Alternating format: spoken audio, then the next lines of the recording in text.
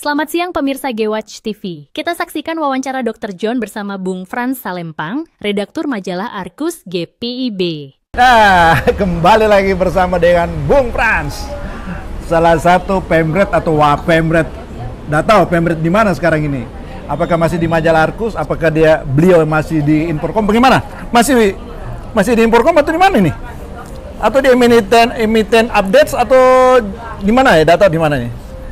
Iya, secara legal fakto ya, de jure apa de facto? Ya, terserah de jure atau de facto, terserah Anda. Saya sih masih di Departemen Inforkom Litbang. Ya. Hanya nggak punya kerjaan sekarang dok, karena sejak Arkus GPIB.com itu di close. Aduh. Ya, saya secara pribadi sih nggak mempermasalahkan diri saya, tetapi selaku pembaca ini kan mencari-cari mana nih berita-berita terbaru, yang terbaru, berita terkini dari lapangan gitu kan. Iya, karena kemarin-kemarin ini event-event cukup banyak, ada yayasan kesehatan, ada punya event besar tuh kalau nggak salah yang ke-24. Ada event besar Pelkes. Itu. Tapi ya kalau mereka bertanya mana beritanya, ya saya juga bingung menjawabnya dong. Mau menjawab dari mana? Yang menarik, menarik, maaf, potong. Yang menarik saya adalah sebagai salah satu mencintai Arkus dari dulu ya, kita sama-sama ya. Sebagai kontributor dalam hal tulisan, mau menulis tidak bisa. Yang jadi geli saya ini bulan Pelkes. Bulan Pelkes pada waktu Bapak punya gereja dilembagakan, jadi salah satu 353, yang ke-353 itu, kok tidak ada tulisannya di Arkus? Nah, ini tunggu. Saya dengar informasi begitu dilembagakan Bapak punya gereja ya? Iya. Gereja di Bojong apa namanya? Pura Tajur Halang. Pura Tajur Halang. Di daerah Bojong. Di daerah Bogor, Kabupaten Bogor. Kabupaten Bogor. Itu nggak ada beritanya Pak. Malahan itu terkunci tuh. Yang dilihat yang masa lalu aja, sudahlah. Habislah. Terangkan dulu Pak. Ini aku sudah Arkus loyo kali Pak ya? Iya, harusnya Dr. John pertanyakan ke Ketua Departemen Inforkom Litbang sebagai katakanlah sebagai apa namanya pengamat atau pencinta dari Arkus GPIB.com itu ya pasti menanti mana newsnya, mana hasil peliputannya begitu. Kalau sampai sekarang sudah mau sebulan kalau nggak salah, tapi belum ada beritanya, ya mau tunggu kapan? Ya sama aja, dan kita menikmati sesuatu yang tidak berguna lagi sudah pasti, kalaupun bisa mau diterbitkan di mana gitu. Perjalanan dari Bogor ke Pura apa nanti? Pura Tajur Halang, terus masuk ke Raplesia Bengkulu. Ini nggak ada ini berita-berita ya, nggak tahu kalau cuma di YouTube, tapi pemberitaan secara news tidak ada. Terus masuk ke Jawa Timur. Jawa Timur, gemuruh, happy. Semua kan bergabung di situ kan. Pelkes punya kegiatan, terus ada kegiatan evaluasi mentor dan vikaris tahap kedua kan, tahun kedua.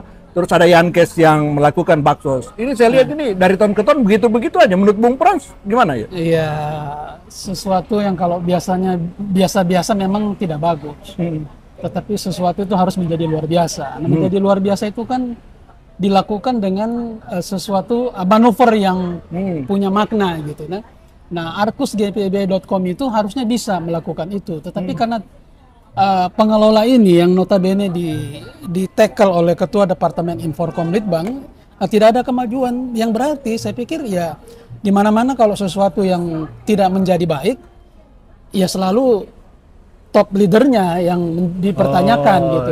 Siapa pimpinannya ya? Iya. Karena kalau yang dipertanyakan orang di bawahnya percuma. Dia bermanuver tapi di atas tidak setuju.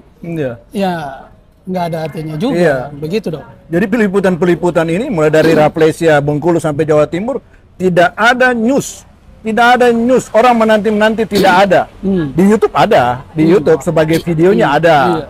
Itu tuh gimana ya, asal kalau mau dibicara sebagai apa, saya bilang saya sebagai pemerhati atau pengamat atau penonton atau yang suka nulis atau apa. Tidak melibatkan Bung Frans di dalamnya atau pilih kasih menurut saya atau bagaimana ya, dengan ketidakhadiran di Bengkulu, ketidakhadiran mungkin juga ketidakhadiran di Karangsatria pada saat itu juga ya? Enggak juga Pak. Di Karangsatria terus pindah ke tempat di Petra apa ya, GPB apa yang di tempatnya pendeta apa itu yang ketiga itu, terus masuk ke Bapak, terus pindah lagi ke Raplace-nya, masuk ke Jawa Timur, tidak dihadirkan seorang yang sudah 15 tahun mengabdi membesarkan majalah Arkus yang sekarang ini diambil alih oleh Kadep ya. Iya, ketua departemen. Iya, terus bagaimana untuk kedepannya, Pak? Bung Frans bisa terangkan, jelaskan lah. Ini kalau Arkus begini aja ya, memang si Arkus sudah di lock sih, cuma bicara supaya di rebranding. Rebranding, iya. Ya kita tunggu aja rebrandingnya tuh mau seperti apa. Apakah lebih baik dari standar yang sudah ada sekarang ini? Kalau dia lebih baik berarti jempol dong. Oh iya. Tetapi kalau menjadi lebih tidak baik, ya saya menangis, Jok. Saya menangisi, bukan menangisi diri saya menangisi diri orang yang merasa bisa mengerjakan itu, gitu tuh.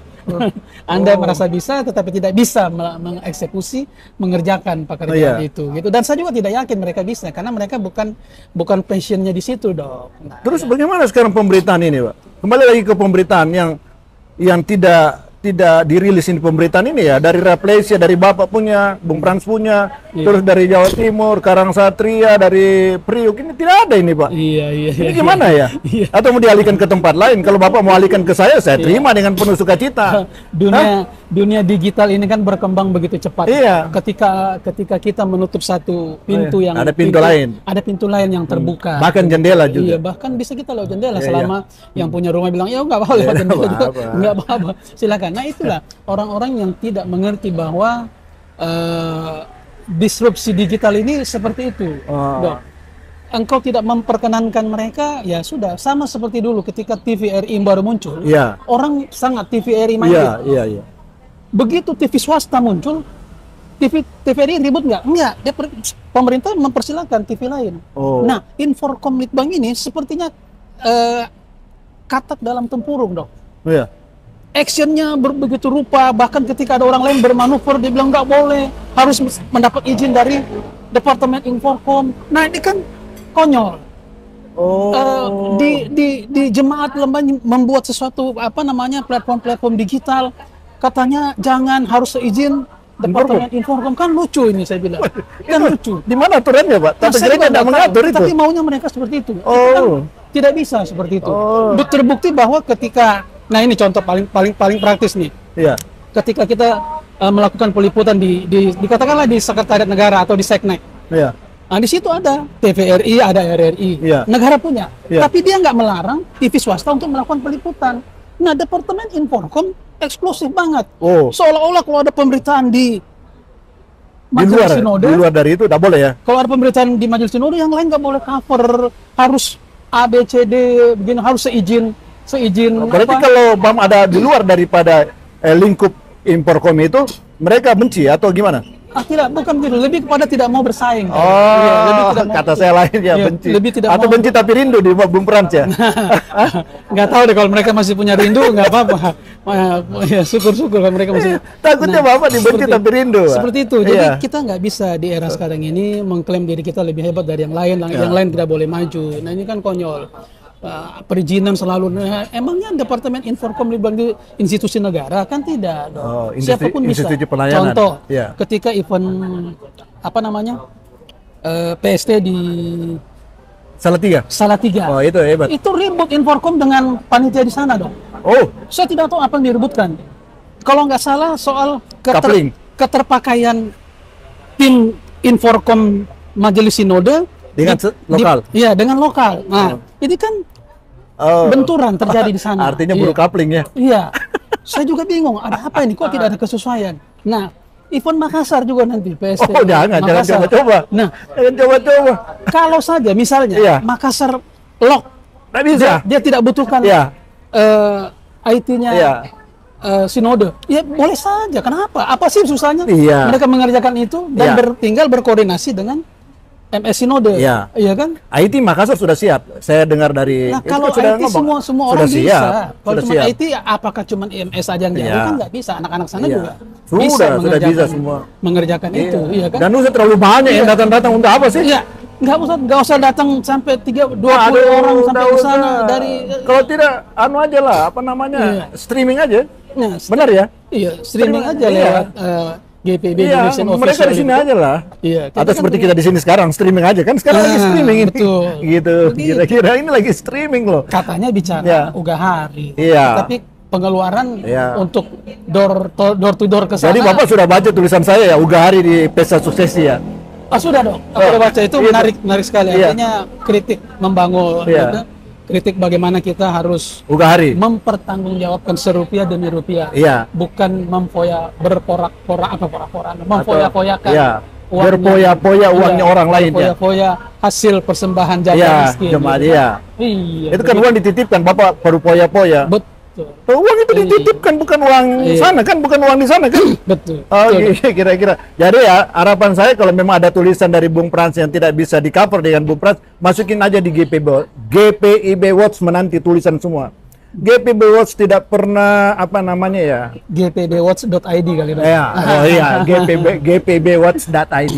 Ada HTTPS, ada Iya. kolon kan /http gpbwatch.id. Dan yang luar biasa itu saya lihat di gpbwatch.id dia punya platform G-Watch TV, Dok. Oh iya, Wah, itu ini tim luar redaksi biasa. saya yang buat sedemikian rupa. Ya iya, itu jangan dimusuhi. Iya. Tim-tim yang begini harus diambil, dimasukin di Betul, Inforkom. betul, Kenapa? Supaya bersama-sama berjalan bersama Sunodos. Oh iya, GPB Watch itu Sunodos, Pak. Iya, Sunodos bersama. Jangan dimusuhi orang lebih pintar, yang punya karya, dia bisa berkiprah di luar sana yang lebih baik. Kalau memang begini, Bung Frans, pihak swasta itu memang lebih unggul dari yang tidak swasta. Yang tidak swasta. Lebih unggul kenapa? Tidak ada aturan yang mengikat. Iya. Kayak GPB Watch ini bisa menampilkan tulisan-tulisan yang membuat nyeri telinga. Lihat aja, tuli mendadak itu sudah mendapat views berapa? Hampir 25.000 ke 23 sampai 25.000 views ya. Iya. Itu sangat luar biasa. Kita minum dulu. Sampai jumpa.